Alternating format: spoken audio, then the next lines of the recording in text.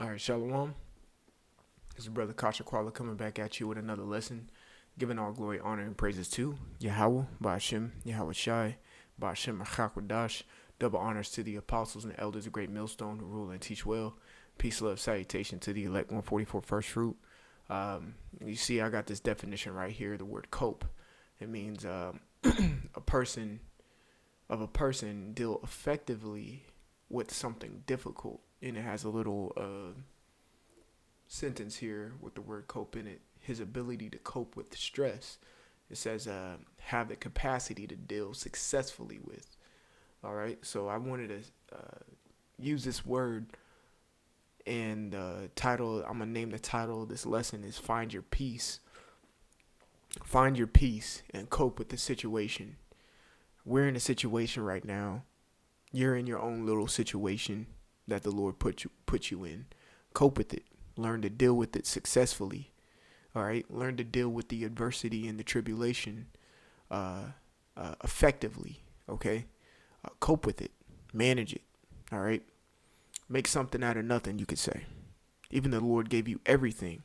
Okay. Let me get a quick one to me just making that phrase in the book of Psalm. I got a few Psalm scriptures lined up, but this one just came to mind. I think it's Psalm 69.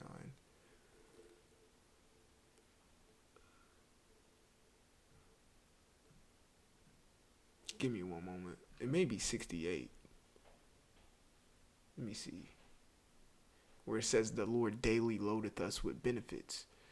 Because he does give us things to work with. It's not like he leaves us high and dry and we don't have anything to, work with, to cope with anything.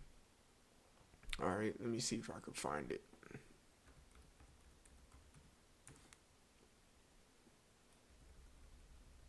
All right. Let's see here. Give me one moment while it loads. But going back to the definition, it says have the capacity to deal with successfully. All right, it says the roads are barely adequate to cope with the present traffic. You deal with things, adversity that comes to you in a successful manner. What does it mean to cope with something? It says to face and deal with responsibilities, problems, or difficulties, especially successfully or in a calm or adequate manner. All right. After his breakdown, he couldn't cope any longer. See, that's not that's not the sentence that you want to place your life into. You want to place your life into something like this. His ability to cope with stress and add on to that is adequate, is impressive. Okay, here it is. Psalm 68 and 19. It says, "Blessed be the Lord who daily loadeth us with benefits." So it's easier for us to cope with this hell, this slavery that we're in, when we find our peace. So with that being said, let me go to Psalms 29 and 11. It says, the Lord, Yahweh, will give strength unto his people. That's another benefit that he gives to us, the strength. All right. So it's easier for us to cope with things mentally, physically, spiritually. It says the Lord will bless his people with peace. Okay? So find your peace in this thing of ours and cope with the situation at hand. All right? We're all in the situation. We're all in a predicament. One brother's predicament may be heavier than another's, but at the same time, both of them are given that predicament by their measure. So it's difficult, it may be a difficult path equally for both. That's why you can't look on another's like, really, he ain't going through nothing, when actually he may be really going through something. I recommend a show to watch. It's called All American. It's on Netflix. It's about this guy named Spencer. He's a teenager, great football player. But when you watch that series, I think it's 2 seasons. Each episode is about 45 to 50 minutes long if you have the patience to sit through it. You see the adversity that they go through, and sometimes they cope with things differently than others. He was a guy growing up in Crenshaw and ended up transferring to a high school in Beverly Hills. So he had to cope with the new lifestyle. But the problems that the quote unquote rich kids were dealing with were just as heavy as what the poverty stricken kids in Crenshaw were dealing with as well. It just may not seem to the naked eye that they're dealing with the same thing. Crenshaw kids were over there dealing with shootings and things of that nature, while the kids in Beverly were dealing with addictions, certain addictions they had, their parents forsaking them, lies. It was different type of tribulation and things they had to cope with, but it was, a different manner of things. A Crenshaw kid would look at a Beverly like, why are you tripping? You got all the money. You know what I'm saying? And a Beverly kid will look at them like, why are you tripping? You don't have to deal with the stress of trying to be someone, if you could say, you know what I'm saying? They don't have that pressure on them. The sky's the limit with kids in Crenshaw. They don't have nowhere to go but up.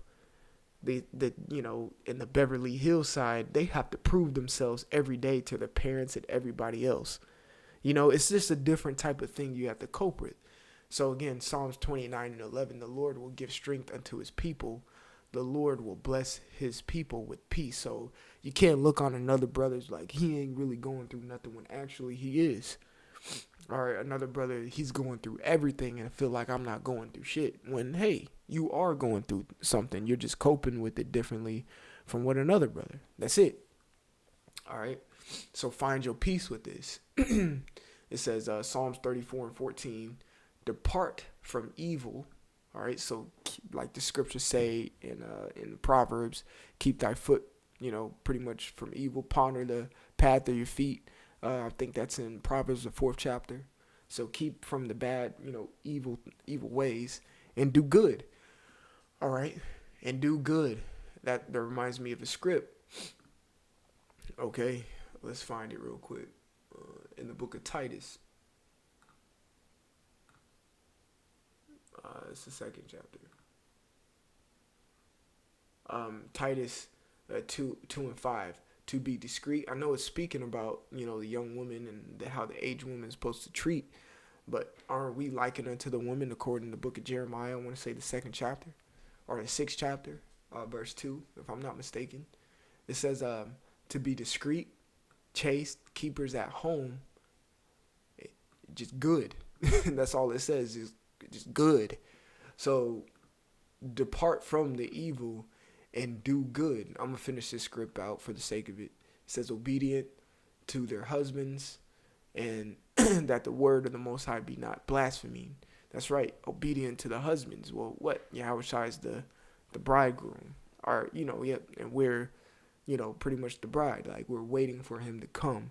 All right. So we have to be obedient to Yahweh B'Shem Yahushua until he comes, and then we'll be keepers of homes, but be good and keep far from evil. Psalms 34 and 14, depart from evil and do good and seek peace. That's it. Find your peace and cope with the situation at hand. That's the main message of this lesson. Find your peace and cope with the situation. Deal with it. That's simple. All right. Simply said, let me say that. And pursue it. Exactly. Pursue the peace. All right. Cope with the situation and pursue your peace. A lot of shit didn't happen to you in your life. Cope with it. Think about how the things that happened in your life were for a reason and deal with it. You wouldn't be the person who you are today if you didn't have to go through those tribulations. All right. You wouldn't have got the truth, things of that nature. Cope with it. All right. Again, that word cope means what? Deal effectively with and have the capacity to deal successfully with. Deal with your situation effectively and successfully and find your peace and pursue it. So with that being said, I want to give all glory, honor, and praises to Yahweh B'Shem Yahushai, B'Shem Chakwadash. Double honors to the apostles and elders of Great Millstone who rule and teach well. Peace, love, salutation to the elect 144 First Fruits, to Brother Kasha Qualif in the GMS Atlanta Church. Until next time, Shalom.